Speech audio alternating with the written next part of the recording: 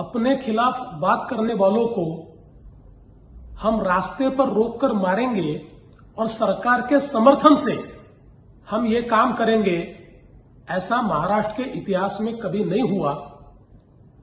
जो बात गलत है उसको गलत कहना ही चाहिए, लेकिन उस बात से महाराष्ट्र का जितना अपमान होता है या महाराष्ट्र पुलिस का जितना अपमान होता है, उतना ही अपमान सरकार जिस प्रकार की कार्रवाई कर रही है उस कार्रवाई के कारण महाराष्ट्र का पूरे देश में हो रहा है।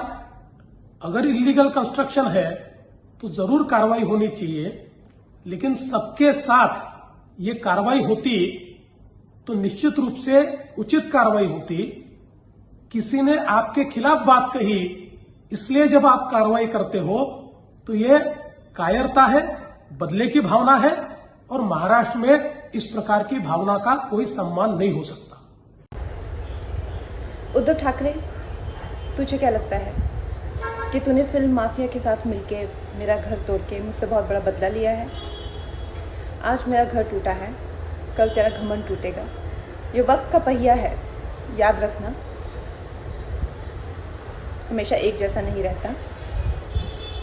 और मुझे लगता है कि तुमने मुझ पर बहुत बड़ा एहसान किया है, क्योंकि मुझे पता तो था कि कश्मीरी पंडितों पे क्या बीती होगी।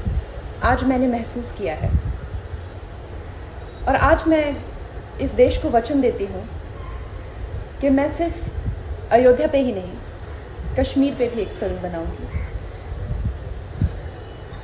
और अपने देशवासियों को जगाऊंगी, क्योंकि मुझे पता था हमारे साथ होगा तो होगा, लेकिन मेरे साथ हुआ है, इसका कोई मतलब है, इसके कोई मायने हैं।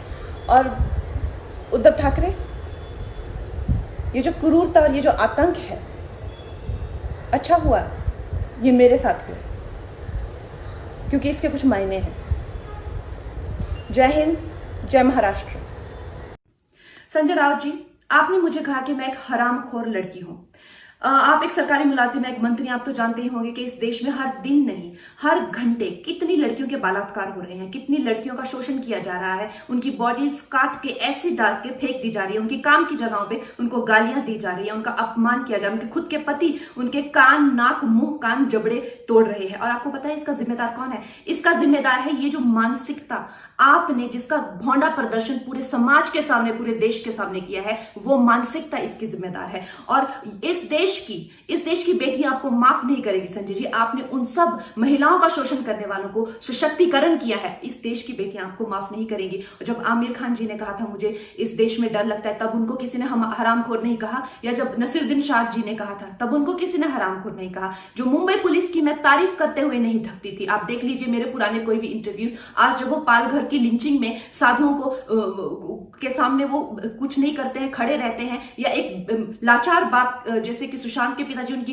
एफआईआर नहीं लेते हैं, मेरी स्टेटमेंट नहीं लेते हैं, तो इस प्रशासन के चलते हुए अगर मैं उनकी निंदा करती हूं, ये मेरी अभिव्यक्ति की आजादी है, मैं उनकी निंदा करती हूं। संजय जी, मैं आपकी निंदा करती हूं, आप महाराष्ट्र नहीं हैं, आप ये नहीं कह सकते कि मैंने महाराष्ट्र की निंदा की। और संजय जी, मैं 9 सितंबर को आ रही हूं, आपके लोग कह रहे हैं कि आप लोग मेरा जबड़ा तोड़ देंगे, आप लोग मुझे मार डालेंगे। आप लोग मुझे मारिए, क्यों? क्योंकि इस देश की जो मिट्टी है वो ऐसे ही खून से सींच कर इस देश की जो गरिमा है और अस्मिता के लिए न जाने कितने लोगों ने अपनी जान दी है, और हम भी देंगे संजय जी, हम भी देंगे, क्योंकि हमको भी वो कर्ज निभाना है। मिलते हैं 9 सितंबर को। जय हिंद, जय महाराष्ट्र।